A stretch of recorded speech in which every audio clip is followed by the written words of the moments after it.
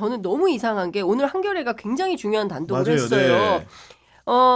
아니 본인도 2022년 10월 한국사법행정학회에서 낸 주석 형사소송법 그 책을 보면 네. 편집 대표가 노태학 대법관이고 지규현 판사가 당시 대법원 재판연구관으로 여기에 참여를 했는데 그렇습니다. 네. 자기도 날로 구속기간 계산은 시간이 아닌 일로 한다. 이렇게 명시적으로 밝혔잖아요. 그래놓고 네.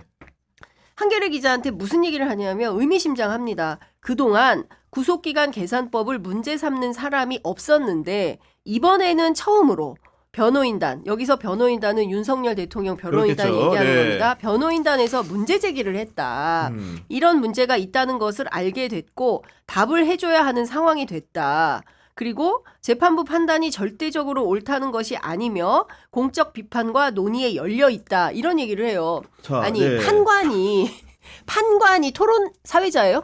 예? 지금 토론합니까? 100분 토론이야. 100분 토론이야? 지금 무슨 말도 안 되는 소리를 하고 있습니까? 그리고 왜 유독 윤석열 변호인단 아니 그동안 아무도 문제 제기를 안 했는데 이 사람이 딱 문제 제기 생각해 보니까 시간으로 했어야 됐네. 갑자기 깨닫게 된 겁니까? 저는 이거는 그 양부남 의원이 이런 얘기합니다. 네. 거대한 대한민국 보수적인 법조 카르텔에 어떤 기획이 있지 않는 한 도무지 상상할 수 없는 조처들이다. 그러니까 앞서 말씀하신 대로 심우정 총장이 느닷없이 네. 검사장 회의를 소집해서 구속 기간을 뭐 판사 이 지규현 판사에 따르면 9시간 40분을 도과하게 되고 그리고 우물쭈물 끌고 그리고 나서 실제로 직시 항고도 하지 않고 심지어 보통 항고조차 하지 않으면서 네. 명실상부 내란숙의 윤석열을 풀어주기 위한 조처에 나섰던 거 아니냐. 뭐 일각에서는 그거 음모론이다 이렇게 비판할 수도 있겠지만 개연성이 없지 않고서야 어떻게 이런 일이 대명찬지에 가능이나 하겠냐.